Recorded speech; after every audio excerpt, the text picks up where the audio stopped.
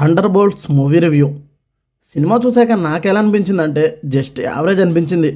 మరీ Marvel range movie అయితే కాదు.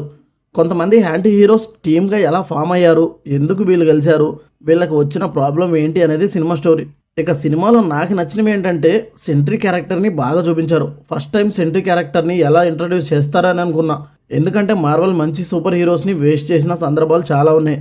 అలాగే ఈ సెంట్రీని కూడా వేస్ట్ చేస్తారనుకున్నా, కానీ అలా జరగలేదు. సెంట్రీ క్యారెక్టర్ని బాగానే చూపించారు. సినిమా స్టార్టింగ్ వీళ్ళందరూ కలిసి చేసే ఫైట్ సీన్ ఒకటి బాగుంటుంది. మార్వెల్ ఎప్పట్లాగే ఈ సినిమాలో కూడా ఓ క్యారెక్టర్ని వేస్ట్ చేశారు. ఆ క్యారెక్టర్ ఏంటో సినిమా చూస్తే మీకే అర్థమవుతుంది. సినిమా ప్లాట్ వీక్గా ఉన్న మ్యాక్సిమం సినిమాని మనకి బోర్ కొట్టకుండా చూపించారు. ఇవే నాకు సినిమాలో కొద్దిగా నచ్చినవి. ఇక నచ్చినవి ఏంటంటే సినిమాలో ఇంతమంది క్యారెక్టర్స్ ఉన్నా వాళ్ళని సరిగ్గా యూజ్ చేసుకోలేదు. ఒకరిని ఇద్దరిని తప్పించి మిగతా వాళ్ళకి అంత ఇంపార్టెన్స్ ఇవ్వలేదు.